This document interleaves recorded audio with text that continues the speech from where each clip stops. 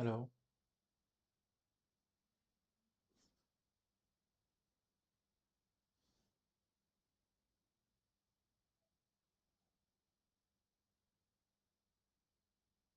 শোনা যাচ্ছে?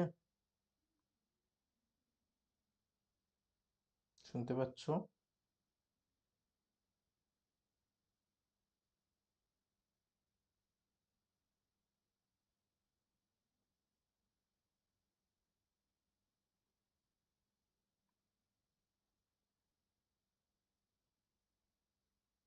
হ্যালো,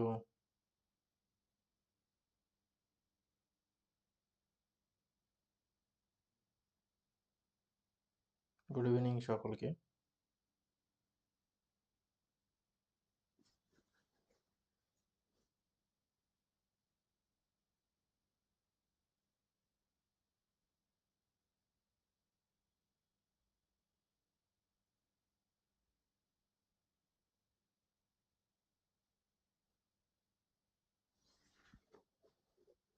সকলকে গুড ইভিনিং।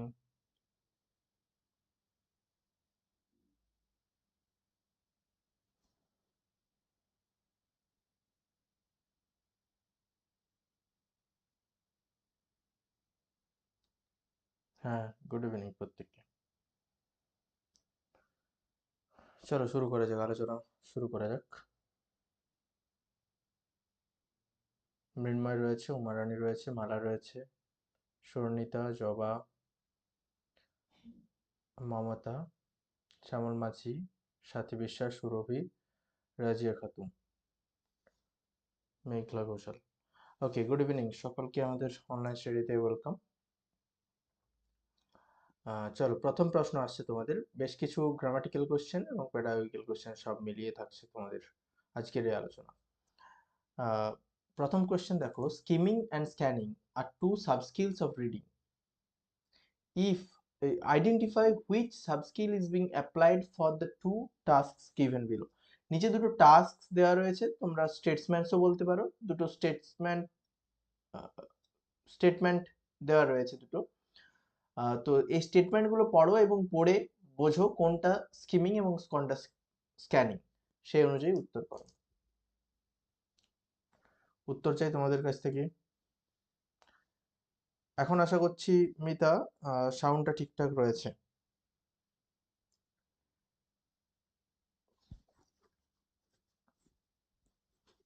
দুটো স্টেটমেন্ট পড়ো, দুটো স্টেটমেন্ট পড়ে বোঝার চেষ্টা করো কোনটা স্ক্যানিং এবং কোনটা কোনটা স্কিমিং। তোমাদের ক্লাসে অলরেডি আলোচনা হয়েছে এই নিয়ে। গুরুত্বপূর্ণ জায়গা, পরীক্ষাতে অনেক বারবার এসে থাকে এখান থেকে প্রশ্ন। তারপর সিলেক্ট করো হুইচ অপশন ইজ কারেক্ট। প্রথম স্টেটমেন্ট রয়েছে, teacher ask student to answer factual questions using the information in each chapter. অর্থাৎ কিছু ফ্যাকচুয়াল মানে ফ্যাক্ট বেসড কোয়েশ্চেনের উত্তর জানতে চেয়েছে টিচার স্টুডেন্টদের কাছ থেকে, ইনফরমেশন বেসড শুধুমাত্র, ডাইরেক্ট, রাইট। তো এটা কি, যখন কোনো স্পেসিফিক ইনফরমেশন চাওয়া হয় কোনো একটা চ্যাপ্টার থেকে, কোনো একটা টেক্সট থেকে, তো সেটাকে বলি আমরা স্ক্যানিং, রাইট। আর যখন জিস্ট জানতে চাওয়া হয়, আমরা জিস্ট জানার জন্য যে পড়া পড়ি, সামারি জানার জন্য যে পড়া পড়ি, সেটাকে বলা হয় স্কিমিং। তো teacher ask student to summarise the plot of a novel by reading the main headings in each chapter, so it can be called as skimming. ঠিক আছে, তাহলে স্টেটমেন্ট ওয়ান হচ্ছে স্ক্যানিং, কোনটাতে রয়েছে এটাতে। স্টেটমেন্ট টু ইজ স্কিমিং, এটাতে রয়েছে। Option two সঠিক উত্তর একদম। Next question number two, the chairman as well as the members dash to blame for this misfortune. Are to blame for this misfortune, where to blame for this misfortune, is to blame for this misfortune, নাকি has to blame for this misfortune?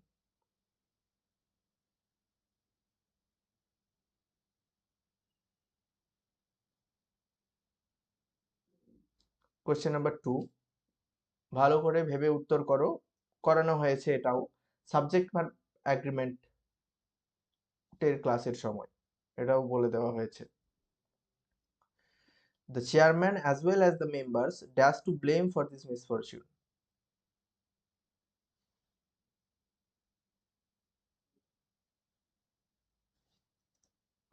Very good, একদমই সঠিক উত্তর।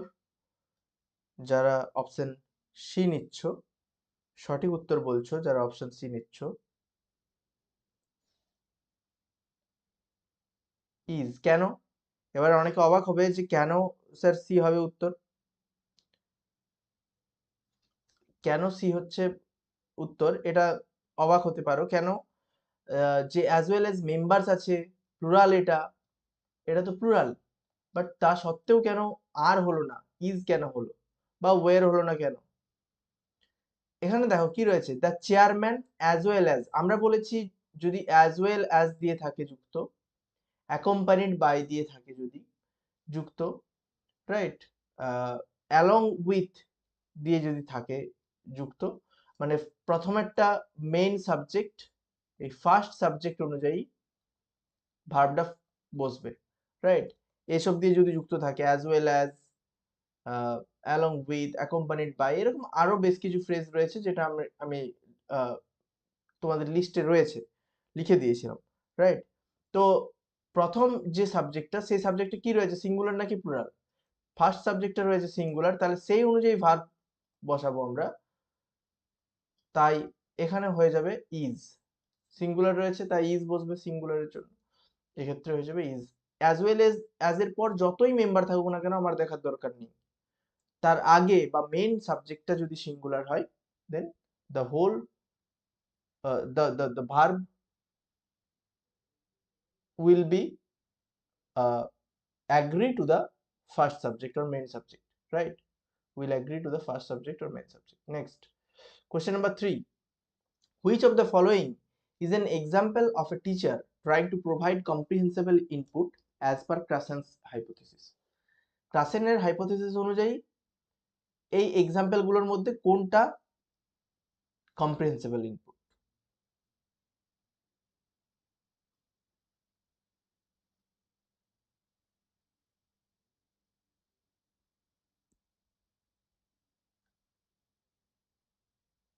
Quick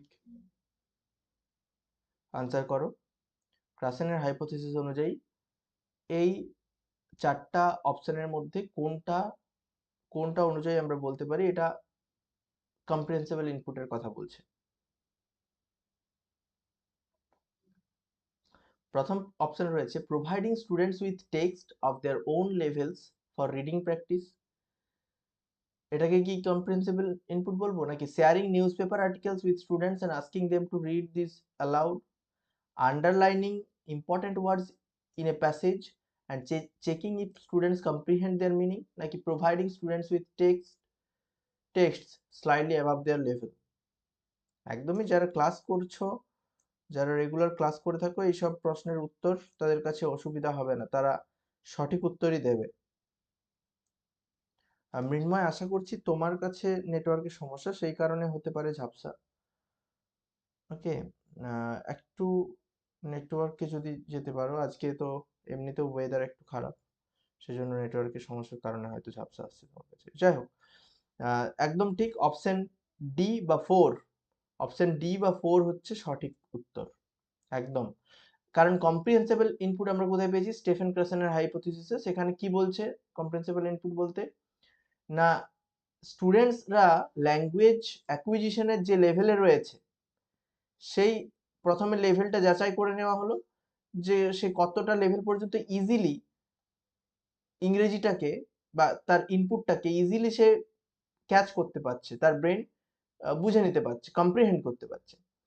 তার থেকে এক level উপরের, যতটা পর্যন্ত সে ইজিলি কম্প্রিহেন্ড করতে পারছে তার চেয়ে এক লেভেল উপরের ইনপুট দেওয়ার কথা বলা হচ্ছে, সেটাকেই বলছে কম্প্রিহেন্সিবল ইনপুট, অর্থাৎ যেটা বোধগম্য হবে কিন্তু সেখানে হয়তো কিছু হেল্প দরকার হবে, কিছুটা গাইড দরকার হবে সেই ইনপুটটাকে কম্প্রিহেন্ড করার জন্য, সেই লেভেলের ইনপুটটাকে বলা হচ্ছে কম্প্রিহেন্সিবল ইনপুট। অর্থাৎ জাস্ট যে লেভেল পর্যন্ত ইজিলি সে আন্ডারস্ট্যান্ড করতে পারছে ঠিক তার এক লেভেল উপরে। Providing students with text slightly above their level, যে লেভেলে রয়েছে স্টুডেন্টরা তার চেয়ে এক লেভেল উপরের টেক্সট দেওয়াটাই হচ্ছে বা ইনপুট দেওয়াটা হচ্ছে comprehensible input. Got it? Question number 4. The streets are lighted dash electricity with, by, on নাকি in? একদমই মৃন্ময় ঠিক বলেছো। I+1 আগেরটা ছিল কম্প্রিহেন্সিবল ইনপুটের ক্ষেত্রে আমরা সংকেত হিসাবে লিখছিলাম বা আমরা লিখতে পারি I+1, I for interpersonal language, যেটা অলরেডি তার মধ্যে রয়েছে, যে ল্যাঙ্গুয়েজটা বা যে লেভেলে রয়েছে শিক্ষার্থীটা, সেটাকে ইন্ডিকেট করছে I। আর +1 মিনস এক levels advance of that level, one level advance of that level. আচ্ছা, এখানে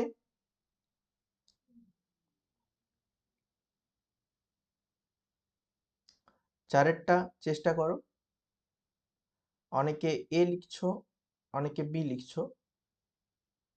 দেখো, যদি streets light, the streets are lighted with, ইলেকট্রিসিটির বদলে যদি থাকতো ল্যাম্পস, দেন আমরা লিখতে পারতাম লাইটেড উইথ ল্যাম্পস। সেক্ষেত্রে the streets are lighted with lamps, অর্থাৎ বাতি দিয়ে আলোকিত করা হয়েছে।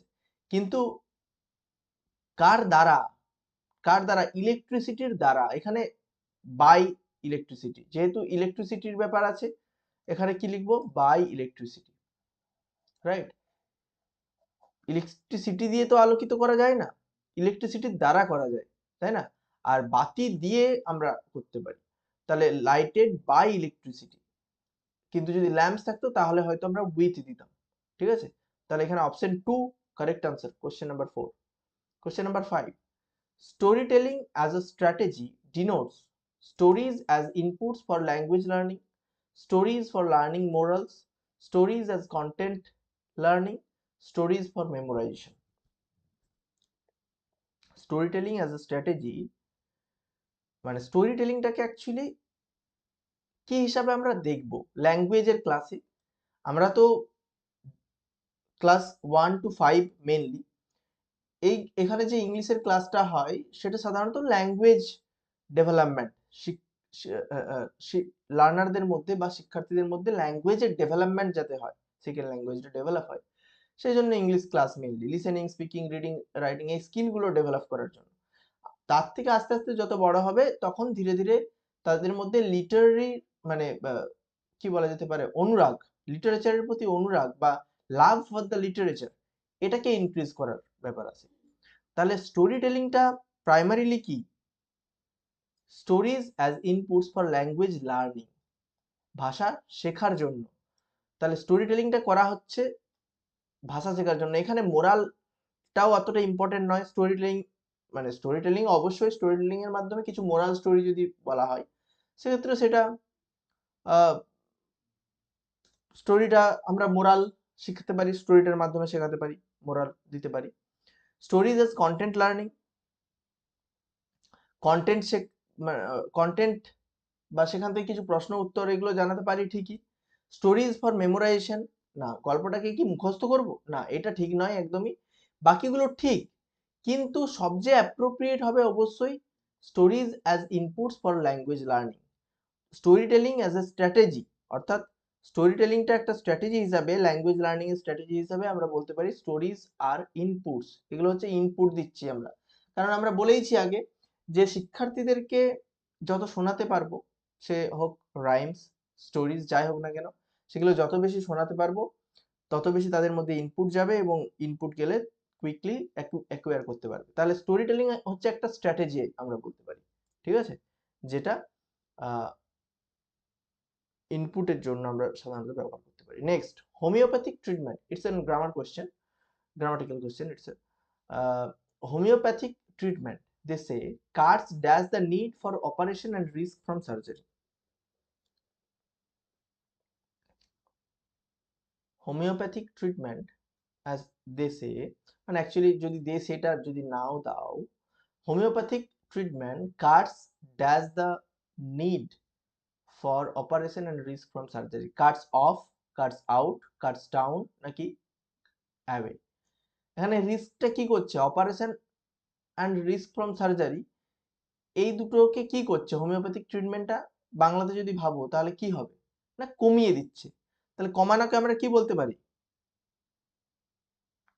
কাট অফ না কাট আউট নাকি কাট অ্যাওয়ে?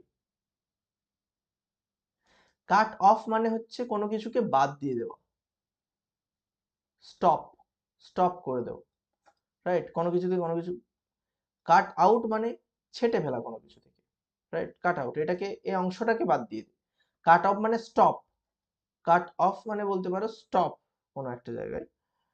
যেমন হয় এক্সামে মেরিট লিস্টে কাট অফ বলে না, কাট অফ, কাট অফ মানে এখানে এসে স্টপ হয়েছে, এই মার্কস পর্যন্ত নেওয়া হয়েছে দিয়ে স্টপ হয়ে গেছে, রাইট? এটা আমরা সে যেমন বলি, সেরকম কাট আউট মানে হচ্ছে বাদ দিয়ে দেওয়া কোনো কিছু। কিন্তু হোমিওপ্যাথিক ট্রিটমেন্ট কি operation and risk from surgery, surgery risk এবং অপারেশন এই দুটোকে কি পুরোপুরি বাদ দিয়ে দেয়? কাট আউট মানে পুরোপুরি ছেটে ফেলা কোনো কিছু থেকে, কোনো একটা জিনিস থেকে অংশটা ছেটে ফেলা। আর এখানে কমানো আমরা বলতে পারি ডিক্রিজ। এবারে ডিক্রিজ কার দ্বারা বোঝাবে? ডিক্রিজেস বোঝাবে Katz down, right? Katz down, কমিয়ে ফেলা। তাহলে homeopathic treatment they say cuts down the need for operation and risk from surgery. Okay, next, a multilingual class is a class where learners speak a variety of the first language, teacher knows the language for the learners, learners are taught in multiple languages, each learner knows more than 2 languages. ভালো করে ভেবে উত্তর করো।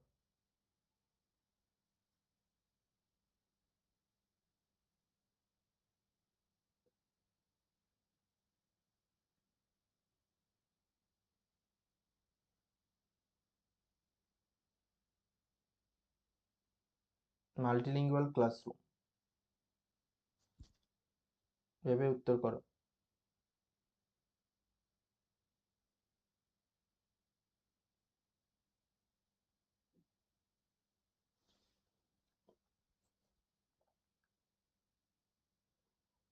অনেকে বলছো C, অনেকে বলছো D, বেশিরভাগ জন ডি যাচ্ছ, না কিছু জন সিও যাচ্ছ। যারা অপশন সি নিচ্ছ তারা একদম সঠিক উত্তর দিচ্ছ। ইচ লার্নার নোজ মোর দেন 2 ল্যাঙ্গুয়েজেস হবে না। দেখো, মাল্টিলিঙ্গুয়াল ক্লাস বলেছে, মাল্টিলিঙ্গুয়ালিজম বলেনি। মাল্টিলিঙ্গুয়ালিজম বলেনি, যে মাল্টিলিঙ্গুয়ালিজম মানে কি, যে একজন ব্যক্তি বা একটা গ্রুপ, কোনো একটা গ্রুপ, কোনো একটা গ্রুপ হোক, কোনো একজন নির্দিষ্ট ব্যক্তি হোক, সে যদি একাধিক ভাষা জানে, একের বেশি ভাষা জানে, তখন সেটাকে সেই পার্সনকে বলতে পারি আমরা he is a multilingual person, বা সেই ব্যাপারটাকে আমরা মাল্টিলিঙ্গুয়ালিজমে আনতে পারি। কিন্তু একটা ক্লাসের প্রত্যেককেই যে দুই দুইয়ের বেশি ভাষা জানতে হবে তাহলেই মাল্টিলিঙ্গুয়াল ক্লাসরুম বলবো, সেটাকে নয়। প্রত্যেকটা শিক্ষার্থীকে জানতে হবে এরকম নয়।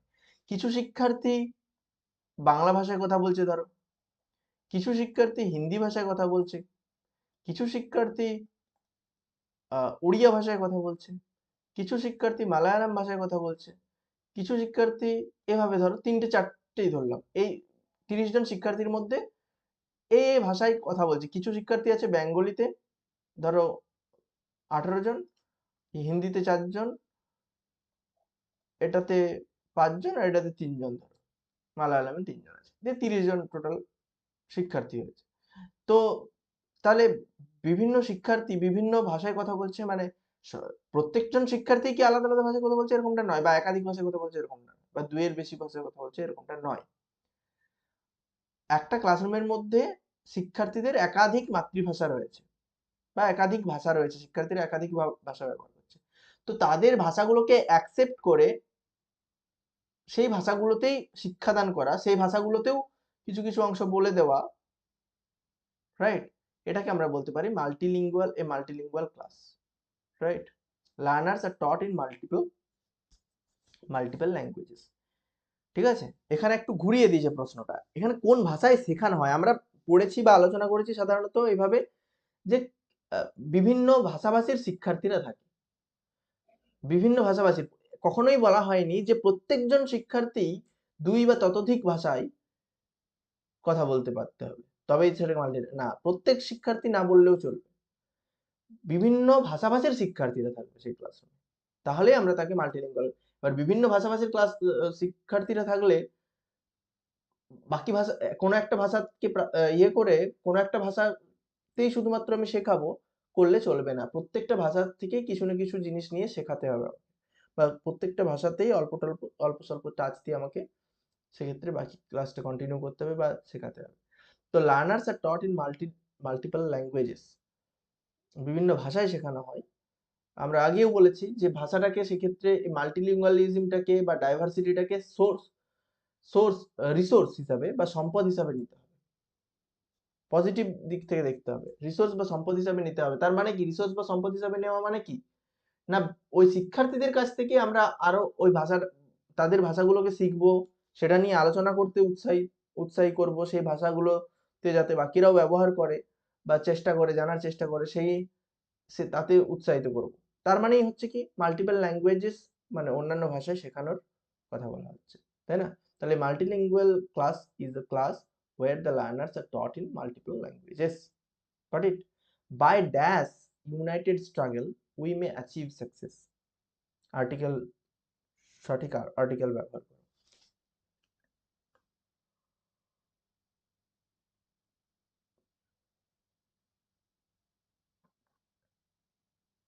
সঠিক আর্টিকেল ব্যবহার করো। By dash united struggle we may achieve success.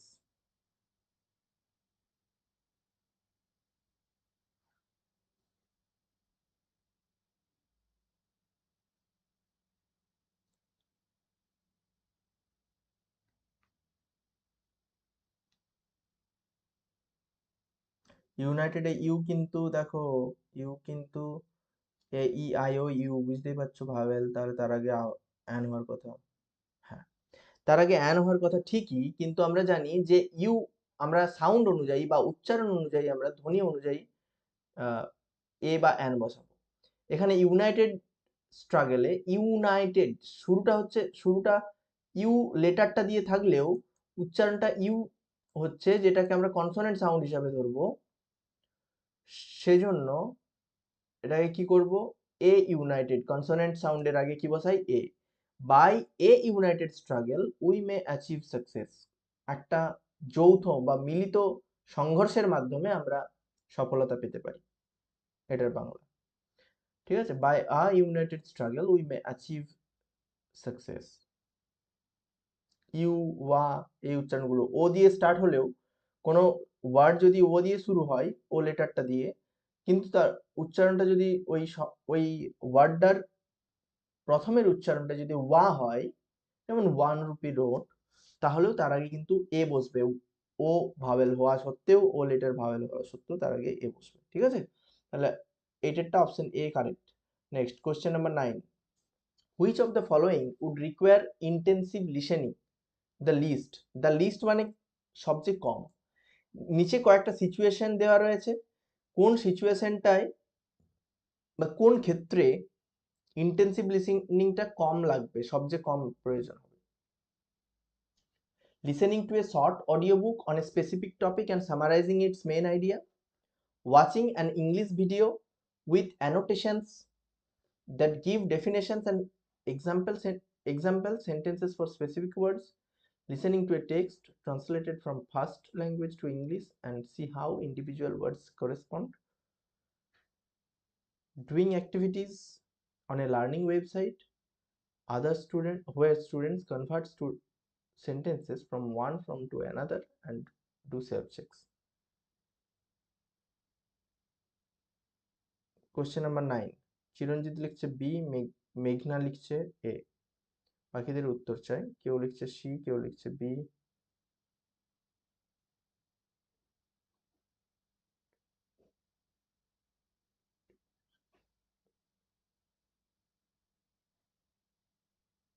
Question number 9, যারা অপশন এ নিচ্ছ তারা একদম সঠিক করছো কোশ্চেন নাম্বার 9 এর ক্ষেত্রে।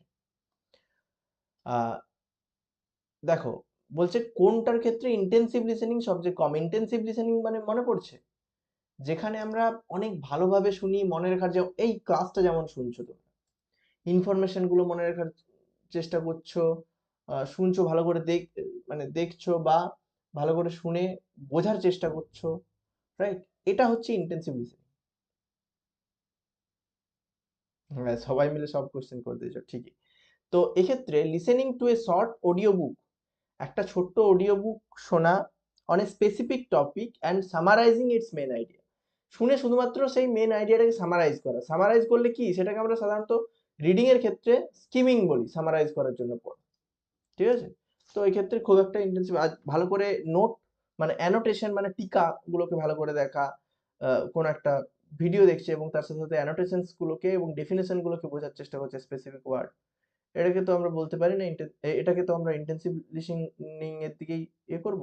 মানে কোন একটা ভিডিওতে ভালো করে ব্যাখ্যা করছে, সেটাকে শুনছি, এক্সাম্পল গুলোকে শুনছি, ওয়ার্ড গুলোকে খেয়াল করছি, তার মানে তো এটা ভালো করে কি করা হচ্ছে, শোনা হচ্ছে, তার মানে ইন্টেন্সিভ লিসেনিং হয়েছে।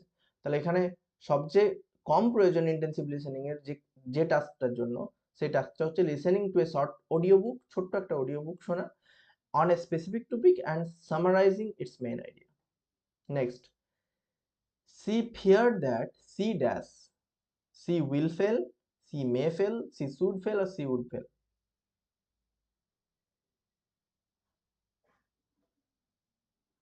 Question number 10, she feared that she dash fail, she will fail, may fail, should fail or would fail.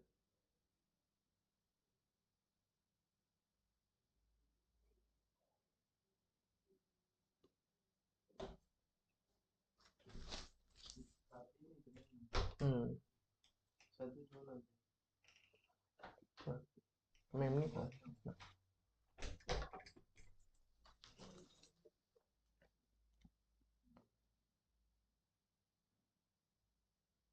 Option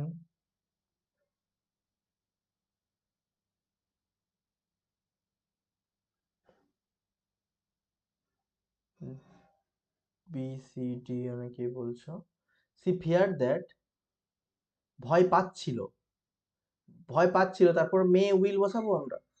feared আছে কিন্তু পাস্ট টেন্স, একটা হিন্টস দিয়ে দিলাম, সে ভয় পাচ্ছিল, এটা স্পষ্ট হওয়া উচিত, ভালো করে বোঝো। সি ফিয়ার্ড দ্যাট, সে ভয় পেয়েছিল যে সে পড়বে, যা হয়তো হয়ে গেছে, তাহলে উইল আর যাবে না, উইলের পাস্ট ফর্ম যেতে পারে, মে আর যাবে না, যে হবার সম্ভাবনা আছে সেরকমটাও নয়, তো পাস্টের দিকেই যাব আমরা। শুড, এবারে উচিত, তার ভয়, ভয় পাচ্ছিল যে তার পড়া উচিত, থ্রি তো কোনো মতেই হবে না, অপশন সি তো, থ্রি কোনো মতেই হচ্ছে না, অপশন ডি হচ্ছে কারেক্ট আনসারের ক্ষেত্রে, she would fail, she fear that she would fail.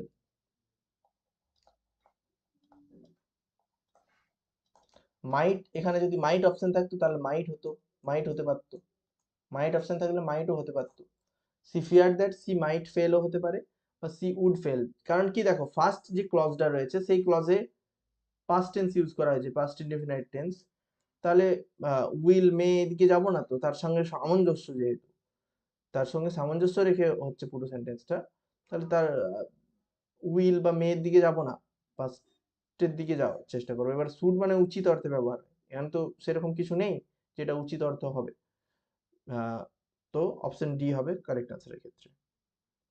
Next, question number 11, he is the most generous man, I dash him for a long time, I knew him, I have known him, know him or had known him.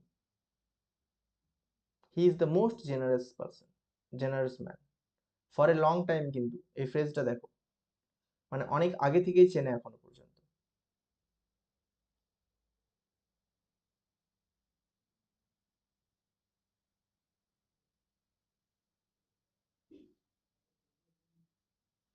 Quick quick, চেষ্টা করো। Question number 11, আর বেশি question নেই, চারটা question আছে, আর একটু wait করে যাও, শেষ হয়ে যাবে চারটাই, এবার বেশিরভাগ পেডাগোজিক্যাল কোশ্চেন আছে।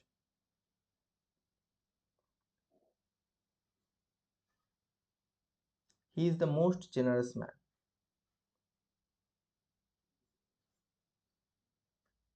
অনেক আগে থেকে জানে কিন্তু এখনো জানে, সেটা বোঝো, এই জিনিসটা বুঝতে হবে তোমাদেরকে। I dash him for a long time, অনেক দিন থেকে আমি তাকে জানি, মানে অনেক দিন আগে তার জানাটা শুরু হয়েছে, এখনো সে জানে। তাহলে ভাবো, আমরা সাধারণত প্রেজেন্ট পারফেক্ট কন্টিনিউয়াস টেন্স ব্যবহার করি এরকম জায়গাতে, প্রেজেন্ট পারফেক্ট কন্টিনিউয়াস টেন্স ব্যবহার করি, কিন্তু কিছু কিছু আমরা জানি এটাও যে কিছু কিছু ভার্ব আছে যেগুলো কন্টিনিউয়াস টেন্সে যায় না। তার মধ্যে অবশ্যই লাভ, তারপর হচ্ছে হেট, ফিল, এই যে নো, এখানে যে নোটা রয়েছে নো, হোপ, এগুলো সাধারণত কন্টিনিউয়াস টেন্সে যায় না। আরও আছে ভার্বস অফ পারসেপশনস, মানে আরও বেশ কিছু ভার্ব রয়েছে যেটা লিস্ট তোমাদেরকে দিয়েছি, যে ভার্বগুলো সাধারণত পাস্ট টেন্সে, কন্টিনিউয়াস টেন্সে হয় না। তাহলে এখানে প্রেজেন্ট পারফেক্ট কন্টিনিউয়াস টেন্সের সেন্স আসছে, কারণ ফর এ লং টাইম, অনেক দিন থেকে জানি, মানে অতীতে, অতীতে জানাটা শুরু হয়েছে এখনো জানি। তাহলে প্রেজেন্ট পারফেক্ট কন্টিনিউয়াস যেহেতু হচ্ছে না এই শুধুমাত্র এই ভার্বটার জন্য, তাহলে কিসে যাব? পারফেক্টে যাব, present perfect. He is the most generous man, দয়ালু, kind. I have known him for a long time. I have been knowing him, এটা অ্যাকচুয়ালি হতো, কিন্তু যেহেতু নোটার কন্টিনিউয়াস ফর্ম সাধারণত ইউজ হয় না, সেজন্য I have known him for a long time. Clear? চলো নেক্সট। ভালো করে পড়ো, উত্তর করো। আমি পড়ছি না, তোমরা পড়ো দিয়ে উত্তর করো।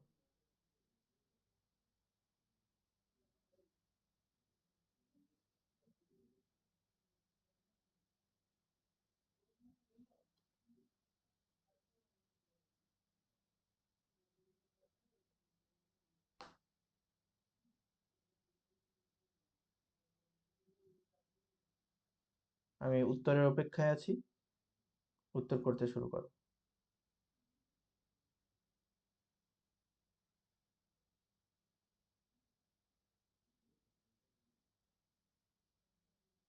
উত্তর আসছে, 12 এর বি বলছো।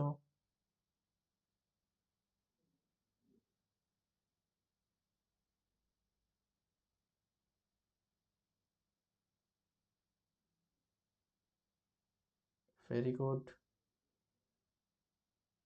Very good. আরে সাবাস, খুব সুন্দর, খুব সুন্দর, বাহ, একদম ঠিক। ইন্ডাকটিভ লার্নিং ভালো করে বুঝে নি। A teacher writes a few examples of simple present and simple past sentences. তাহলে প্রথমে কি হলো, এক্সাম্পল দেওয়া হলো দু ধরনের, দুটো টেন্সের এক্সাম্পলস দেওয়া হলো।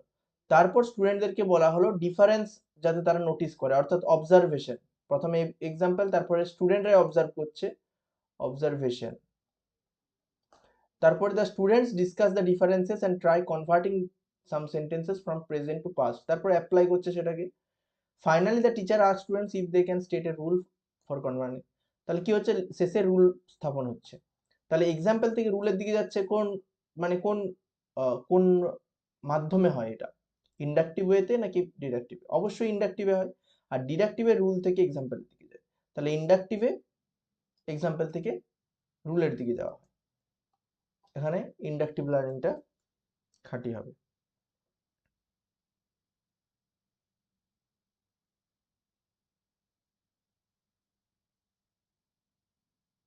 Clear?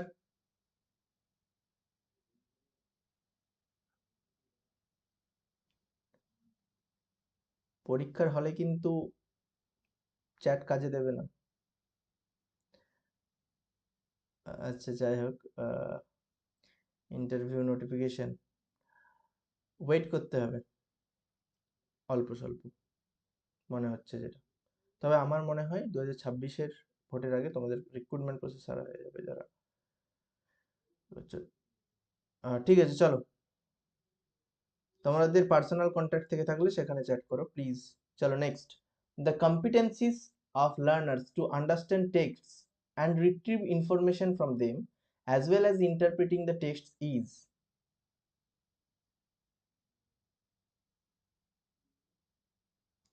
The competencies of learners to understand texts and retrieve information from them as well as interpreting texts, অর্থাৎ কোন একটা টেক্সট কে বুঝতে পারা, সেটা থেকে ইনফরমেশন নেওয়া বা সেটাকে ব্যাখ্যা করতে পারাটাকে কি বলতে পারি আমরা? কোন কোন এটার মধ্যে আসছে, কোন স্কিলটার মধ্যে আসছে? রিডিং ফ্লুয়েন্সি, ডিকোডিং, ডিকটেশন নাকি reading comprehension?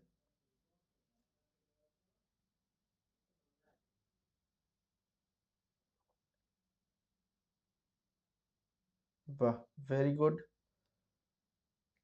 Option D is correct answer. যারা অপশন ডি দিয়েছো, রিডিং কম্প্রিহেনশনের মধ্যে আসছে। কোন একটা টেক্সট বুঝতে পারা, আন্ডারস্ট্যান্ড, সেটা থেকে ইনফরমেশন জানা বা নেওয়া, এবং সেটা সেই টেক্সটটাকে ইন্টারপ্রেট বা ব্যাখ্যা করতে পারাটা হচ্ছে রিডিং কম্প্রিহেনশনের মধ্যে পড়ে, মানে বোধগম্যতার মধ্যে পড়ে। ঠিক আছে, ভেরি গুড যারা অপশন ডি নিয়েছো, very well done. Next, the awareness that a word is comprised of individual sounds and can be broken down to the individual sound or phoneme level. দেখো, এটা তুমি যদি কনসেপ্টটা না জেনে থাকো, তাও প্রশ্নটার মাধ্যমে তোমরা উত্তরের ক্ষেত্রে আন্দাজ করা যাবে। তারপর আমি বাকিটা বলে দিচ্ছি।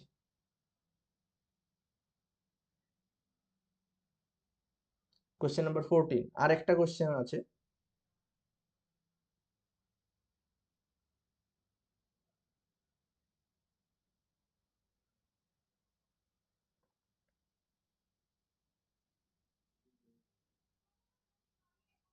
Very good.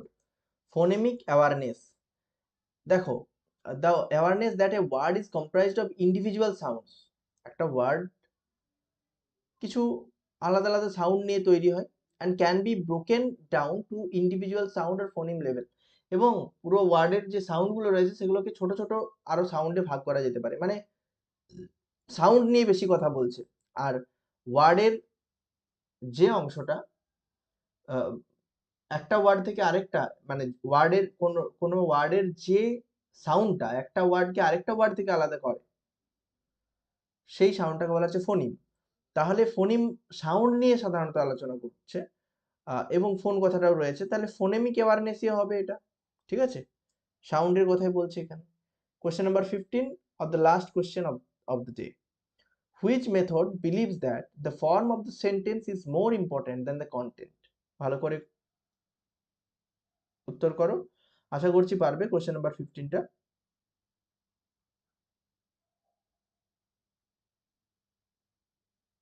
Question number 15।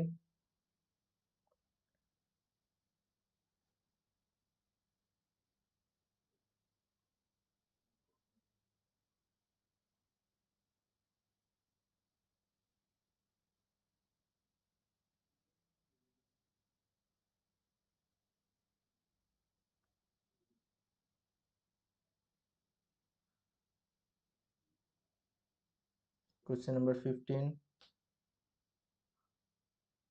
দেখা যাক তোমরা কি বলছো। কেউ বলছো ডি, কেউ বলছো সি, কেউ বলছো এ। দেখো, আমরা যারা মেথড ভালো করে পড়েছো, মেথডগুলো তারা সহজেই পারবে। আমরা স্ট্রাকচারাল এসওএস, রাইট, যেটা আমরা পড়েছি, যেটা আসছে স্ট্রাকচারাল অ্যাপ্রোচের মধ্যে।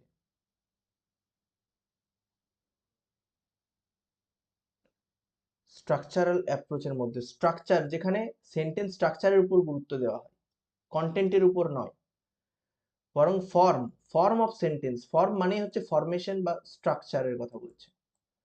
তাহলে স্ট্রাকচারাল অ্যাপ্রোচে সেন্টেন্সের ফর্মের উপর বা স্ট্রাকচারের উপর গুরুত্ব দেওয়া হয়। সে অনেকগুলো সেন্টেন্স স্ট্রাকচারকে বারবার রিপিটেশন বা ড্রিলিং এর মাধ্যমে ভাষাটাকে আয়ত্ত করানোর চেষ্টা করা হয়। সেটাকে বলা হচ্ছে স্ট্রাকচারাল, স্ট্রাকচারাল অ্যাপ্রোচে শেখানো হচ্ছে। ঠিক আছে, তাহলে এখানে অপশন 3 হবে সঠিক আনসার কোশ্চেন নাম্বার 15 এর ক্ষেত্রে। Very good.